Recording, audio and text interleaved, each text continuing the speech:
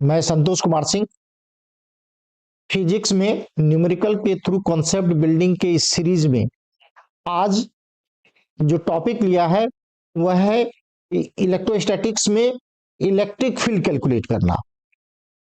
एक uniformly charged hemispherical cell के apex के जस्ट आउटसाइड और just inside electric field calculate करेंगे। इलेक्ट्रिक फील्ड कैलकुलेट करने में तीन अलग अलग मेथड का यूज करेंगे, जिसमें से दो मेथड होंगे जिसमें एलिमेंट्री एरिया लेकर कैलकुलेट करेंगे, जिसमें एक में कैलकुलस का यूज करेंगे, दूसरे में कैलकुलस का यूज होगा बट हम लोग सॉलिड एंगल का कॉन्सेप्ट लेकर यूज करेंगे। और एक मेथड होगा जिसमें एलिमेंट्री रिंग को लेकर फील्ड कैलकुलेट करते हैं। एलिमेंट्री रिंग को लेकर जो फील्ड कैलकुलेट करते हैं, इसमें मेजर मिसकॉन्सेप्ट रहते हैं कि जब हम लोग रिंग को लेते हैं, रिंग का रेडियस जब वेरी करता है और वह जब टेंड्स टू जीरो हो जाता है तो जीरो के इक्वल हो जाता है तो एक डिस्क नुमा बच जाता है। ये एक मिसकॉन्सेप्ट है। हमें यहाँ कैलकुलस को अप्लाई करते हैं तो ये कोई मिसकॉन्सेप्ट नहीं रह जाता है यदि प्रॉपरली अप्लाई करें तो आज उसी को बिल्डअप करेंगे। तो तीन अलग अलग तीनों मेथड की बात करेंगे, जिसमें से मैं सबसे पहले ये जो लॉन्गेस्ट मेथड है इसकी मैं बात करूंगा। हम लोग यूनिफॉर्मली चार्ज्ड हेमिस्फेरिकल सेल के कारण सेल के एपेक्स के जस्ट आउटसाइड और just inside electric field calculate करेंगे। एलिमेंट्री रिंग को लेकर के उसके इलेक्ट्रिक फील्ड निकालकर उसको इंटीग्रेट करेंगे। इसमें हम लोग पहले एक जनरल पॉइंट पे ले लेते हैं एंड देन उसे हम टेंस टू करेंगे एपेक्स के just outside and just inside.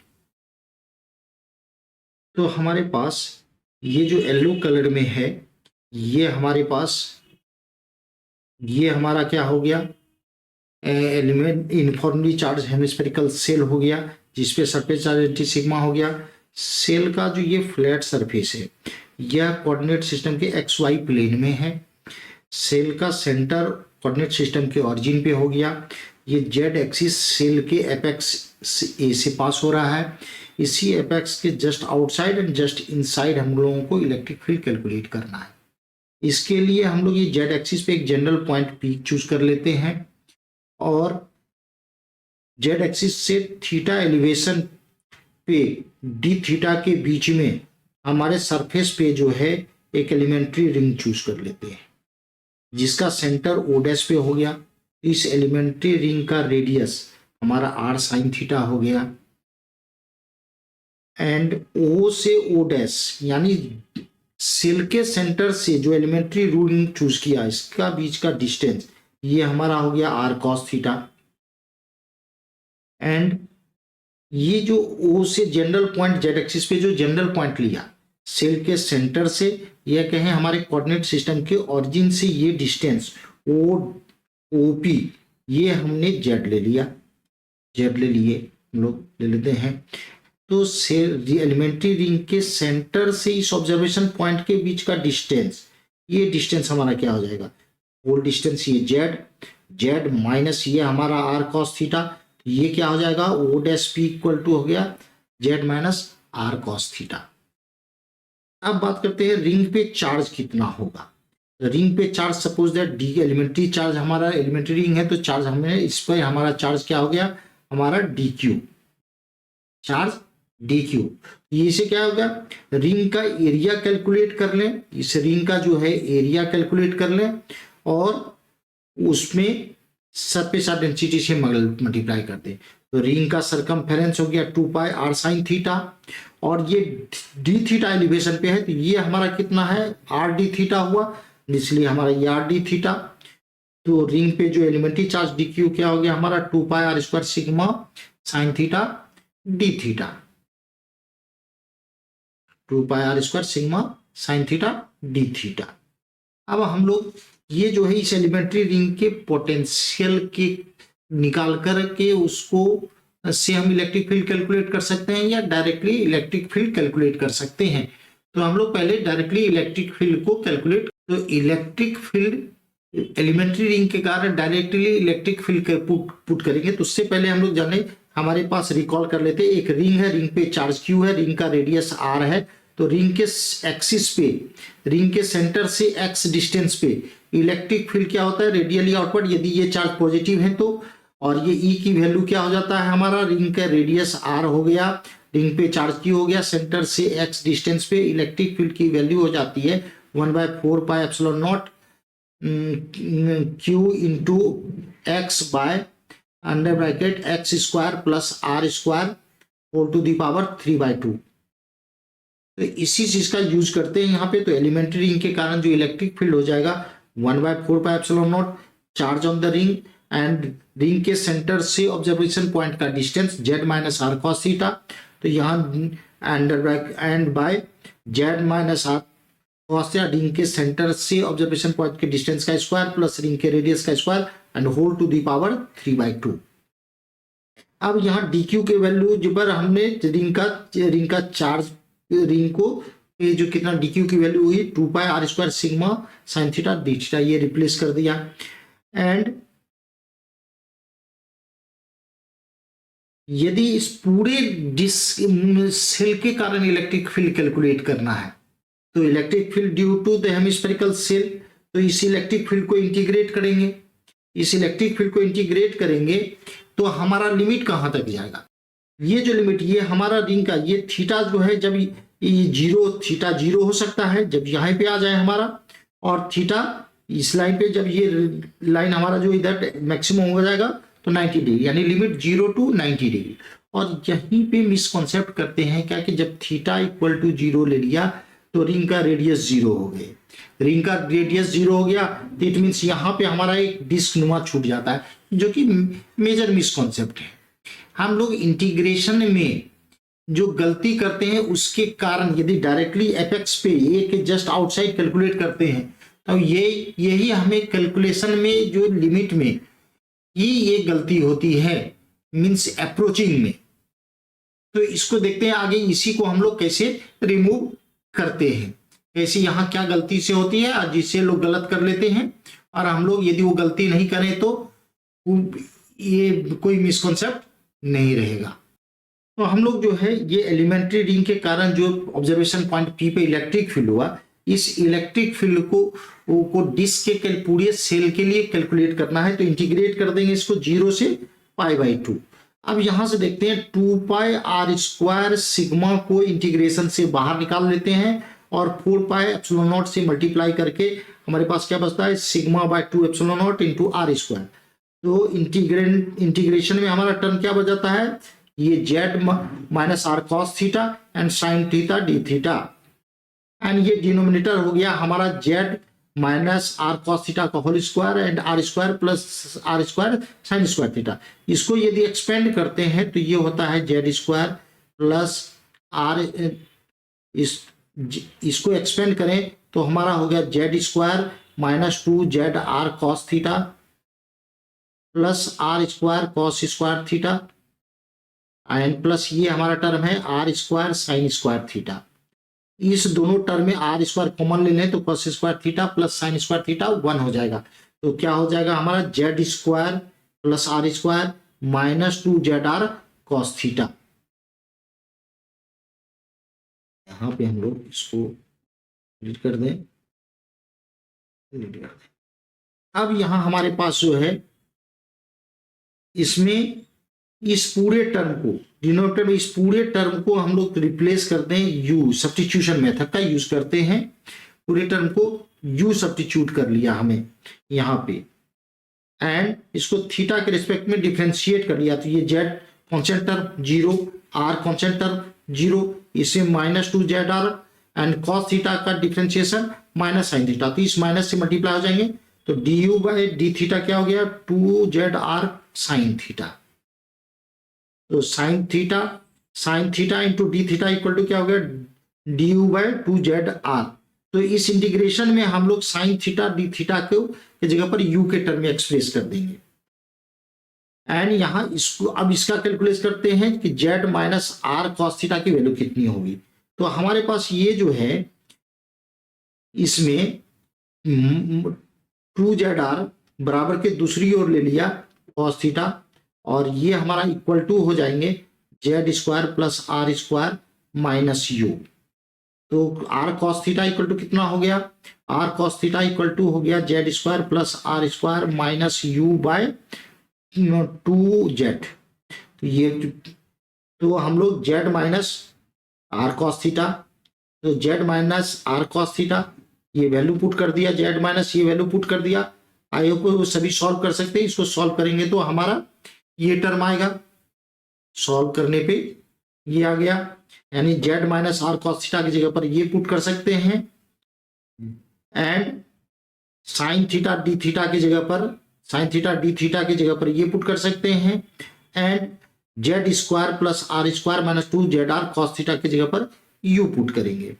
तो हमारे पास ये इलेक्ट्रिक फील्ड था sigma by 2 R square Z minus R cos theta into sine theta D theta by Z square plus R square minus 2ZR cos theta whole to the power 3/2 and limit 0 to π/2। तो ये हमारा term हो गया sigma R square by 2 epsilon naught, and Z minus R cos theta की जगह पर जो है अभी कैलकुलेट किया ये वैल्यू पुट कर दे रहे हैं। तो Z square minus R square plus you by 2Z, and sine theta D theta की जगह पर D U by 2ZR, and ये Z square plus R square minus 2ZR cos theta की जगह पर यू पुट की यू, दोस्तों U to the power 3/2 हो गए। अब ये जो लिमिट है हमारा थीटा इक्वल टू 0, जब थीटा इक्वल टू 0 तो हम लिमिट अंडर लिमिट ले लेंगे u1, एंड जब थीटा इक्वल टू 90 डिग्री तो हम उसके जगह पर u2। तो देख ले u1 की वैल्यू कितनी हो जाएगी। तो इसमें हमारा जो है यही तो हमारा u था, तो इसमें थीटा पुट 0 पुट करते हैं तो कॉस 0 1 हो जाता है। तो ये क्या हो जाएगा हमारा Z square plus R square minus 2ZR हो गया, जो कि इक्वल टू हो जाएंगे जेड माइनस आर का होल स्क्वायर हो जाएगा। तो u1 की वैल्यू हो गया जेड माइनस आर का होल स्क्वायर, एंड जब theta equal to 90 degree put करते हैं तो कॉस 90 डिग्री 0, तो ये पूरा टर्म 0 हो गया। तो हमारा क्या हो गया u2 equal to Z square plus R square. अब यहां से इस दोनों को इसको सॉल्व कर लेते हैं, मीन्स न्यूमरेटर इसको मल्टीप्लाई डिनोमिनेटर को मल्टीप्लाई करके यहाँ डिनोमिनेटर पे ले आते हैं। तो क्या हो गया Z square minus R square plus you by 4Z square R and u to the power 3/2 and u1 to u2। अब इसमें हम लोग 4Z स्क्वायर आर कॉमन बाहर निकाल लिया, और इसके साथ जो है मल्टीप्लाई कर दिया। तो ये हमारा हो गया sigma R by 8 epsilon naught and Z square हो गए। अब इस बच गए हमारा u टू द पावर 3/2। इसको न्यूमरेटर में ये दो, इसको एक टर्म कर लें, इसको एक टर्म कर लें, और उसके साथ नेगेटिव पावर करके मल्टीप्लाई कर दिया, ये टर्म हो गया। आई होप ये सभी समझ रहे हैं कि ये कैसे हुआ।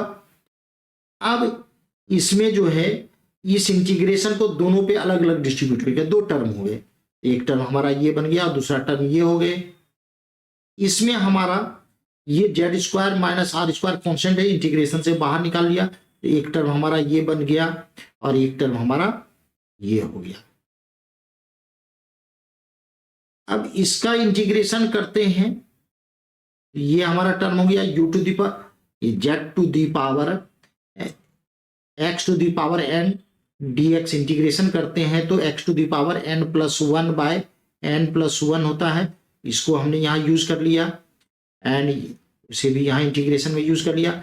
दोनों का कंबाइंड लिमिट एक साथ u1 से u2 पुट कर दे रहे हैं। अब इसमें इसको -1/2 को दिए तो -2 हो जाएंगे, और ये 1/2 हो गया हमारा 2 हो गया। दोनों से 2 को कॉमन ले लिए, and Z to the power u to the power -1/2 भी कॉमन लिया, 2 को बाहर निकाल लिया, कॉन्स्टेंट टर्म थे, and u to the power -1/2 common लेते हैं।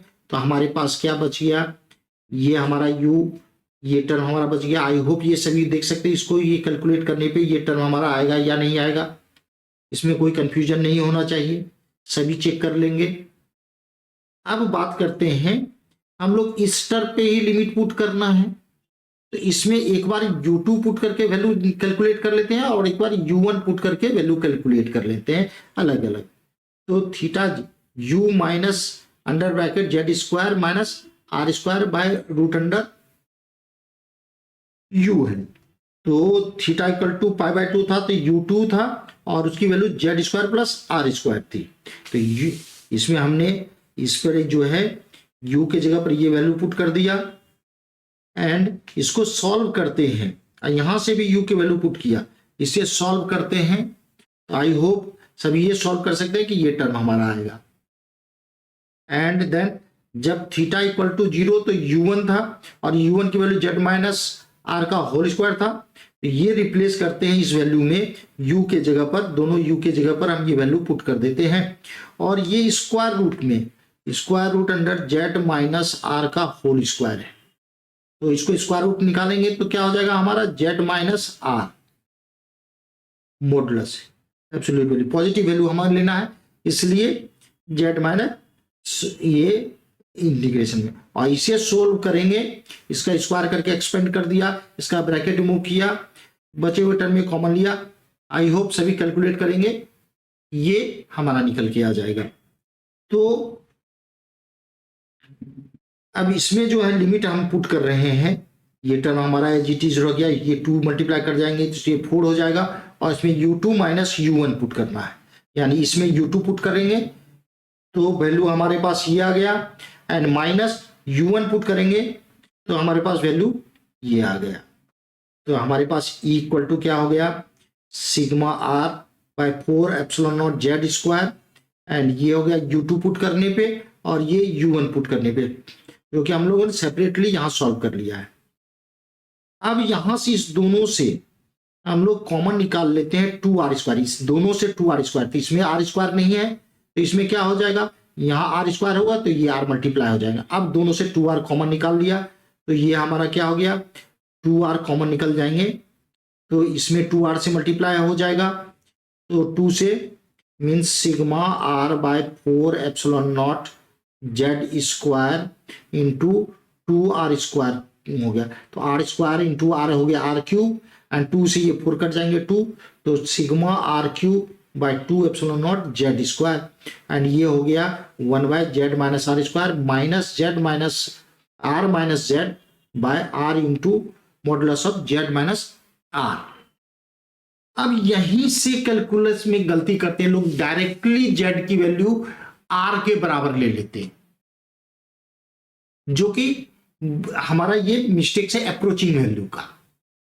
अब हम लोग यहां देखते हैं दो कंडीशंस, जेड जो यानी ऑब्जर्वेशन पॉइंट पी जो था सेल के सेंटर से जेड डिस्टेंस पे था, तो वह जेड की वैल्यू क्या हो सकती है, दो कंडीशन हो सकते हैं, जेड आर से ग्रेटर देन हो सकते हैं और जेड आर से लेस देन हो सकते हैं।